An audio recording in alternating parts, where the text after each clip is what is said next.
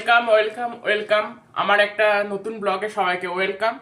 চলো, আমার এই মাত্র সকাল শুরু হলো। এই 10টার সময় মা আলু ভাজা করেছে, তাই দিয়ে একদম ডাইরেক্ট টিফিন করব। আমার রিসেন্টলি সকালে উঠতে একটু দেরি হয়ে যাচ্ছে, তাই একবারে টিফিন করে নিচ্ছি। চলো আজকের ব্লগটা স্টার্ট করা যাক। প্রায় অনেক দিন পর আমি এই আলু ভাজা দিয়ে মুড়ি খাচ্ছি। এটা আমার একটা ফেভারিট খাবার, শুধু আলু ভাজাটা। এর সাথে মুড়ি খেতে আমার খুবই ভালো লাগে। আজ এই দিয়ে টিফিনটা করে নিই।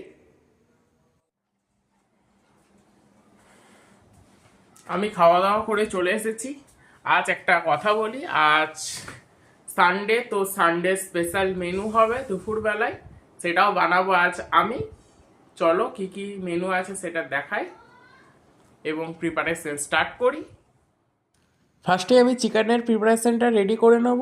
এখানে বোনলেস চিকেন নিয়েছি, তাকে ম্যারিনেশন করব সামান্য নুন দিয়ে এবং ইয়োগার্ট দিয়ে।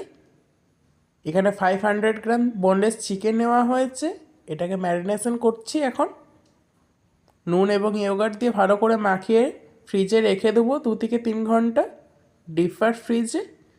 আজ 1 মার্চ, মাসের প্রথমেই কিছু স্পেশাল হবে, কারণ সামনেই আসছে হোলি। এই জন্য আজ আমি বানাচ্ছি কিমা মাটার, তার সাথে রুমালি রুটি।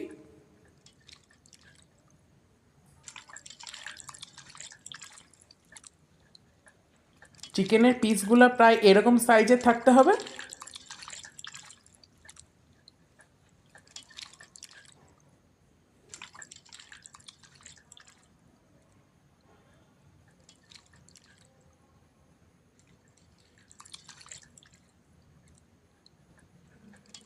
এরপর এটা আমি ঢাকা দিয়ে ডিফারে রেখে দেবো প্রায় 2 থেকে 3 ঘন্টার জন্য। অন্যদিকে আমি মাটারগুলো ছাড়িয়ে নিচ্ছি। বাকি সমস্ত ইনগ্রিডিয়েন্টস মা জোগাড় করে দেবে, আমি শুধু মাটার এবং চিকেনটাকেই রেডি করে রেখে দিলাম।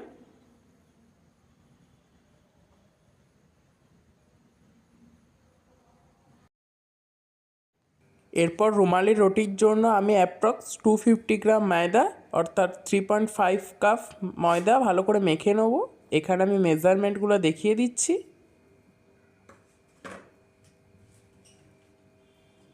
এর সাথে দেবো আমি ডাস্ট সুগার, এখানে 2 টেবিল স্পুন ডাস্ট সুগার নেওয়া আছে। টেস্ট অনুযায়ী সল্ট দিয়ে দেবো। তারপর ড্রাই ইনগ্রেডিয়েন্টসগুলোকে ভালো করে মিক্স করে নিতে হবে। অনেকক্ষণ ধরে মিক্সটা করতে হবে যাতে ভালো করে মিক্সিং হয়ে যায়।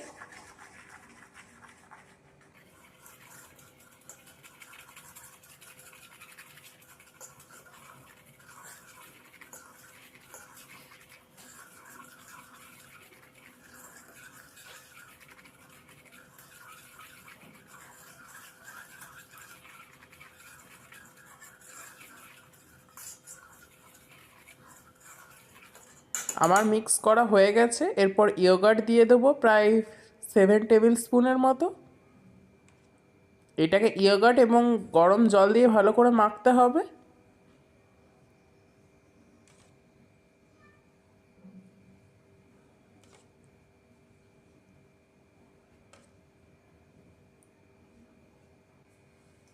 এরপর ভালো করে মাখতে হবে।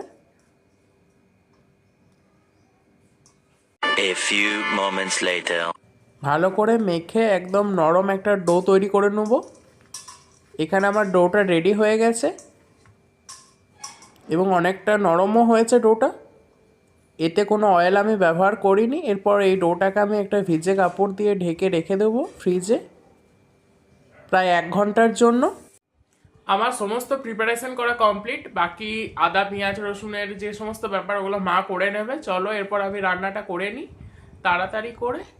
আর কুকিং ভিডিও দেখালাম না, কারণ এই সামান্য রেসিপি তো ইউটিউবে ঘাটলেই পাওয়া যাবে। আমিও ইউটিউব থেকেই শিখেছি, তো এই রেসিপি আর দেখানোর কোনো ইয়ে নেই। তো চলো আবার কিছুক্ষণ পর দেখা হচ্ছে তোমাদের সাথে। Tata, bye bye. আমি এদিকে সমস্ত কিছু অ্যারেঞ্জ করছিলাম, কিন্তু মায়ের এখনও পুজো করা কমপ্লিট হয়নি।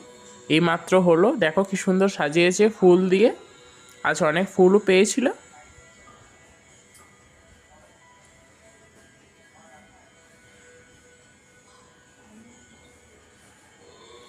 এটা আমাদের সরস্বতী ঠাকুর, যেটা এবছরও পুজো হয়েছে এবং আগের বছর সরস্বতী ঠাকুরটাকেও রাখা হয়ে গেছে।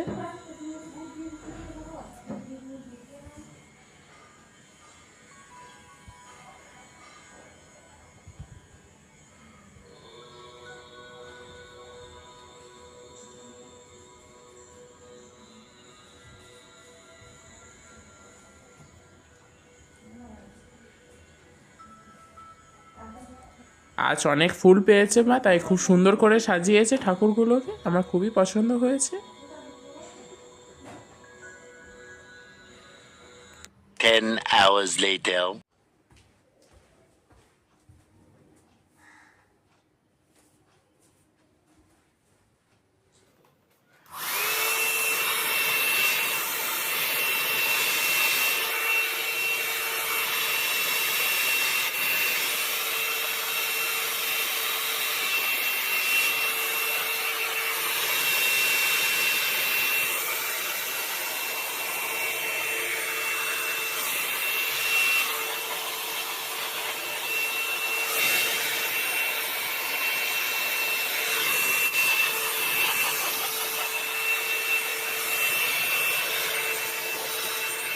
চান করে আস্তে আস্তে অনেকটা দেরি হয়ে গেছে, মা খাবার বাড়ছে, চলো খেয়ে নিই, আমার খুব খিদে পেয়েছে।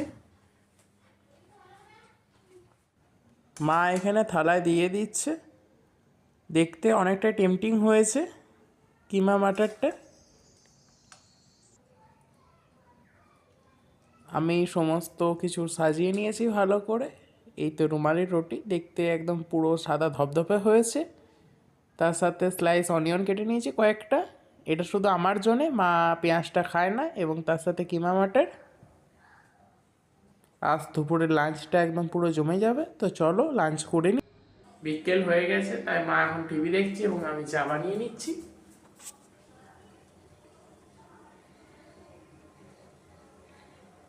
এখানে হচ্ছে চা। এখন আমরা টিভি দেখতে দেখতে চাটা খেয়ে নিই। দেখা হচ্ছে কালকের ব্লগে। কালকের ব্লগগুলো দেখতে ভুলো না, কারণ কাল এরপর আসছে হোলি, তো কিছু স্পেশাল হবে। তো চলো টাটা, বাই বাই।